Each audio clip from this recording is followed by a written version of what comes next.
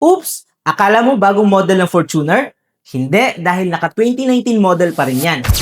Stock head unit ng Toyota Fortuner 2019, in-upgrade natin gamit ang CGPN1 Android head unit kaya mas premium, mas modern, at mas high-tech na yung interior nito.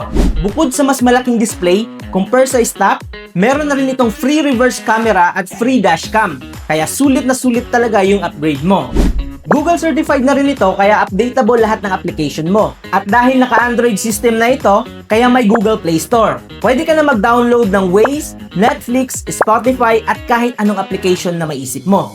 May split screen features na rin ito kaya pwede kang mag-Waze habang nagpapatugtog ng Spotify or gumagamit ka ng ibang apps. Meron na rin itong wireless Apple CarPlay at Android Auto. Kaya kahit walang cable, connect agad kasi via Bluetooth ang connection nito. At syempre, mas sulit din ang sound quality dahil may built-in equalizer na ito para mas malinis at mas malakas ang audio experience mo. Kaya kung gusto mo rin gawing mas premium at mas high-tech ang Fortuner mo, i-message mo na kami dito sa Subs Auto at kami na ang bahala sa unit mo. Dahil dito sa Subs Auto, we make your car smart.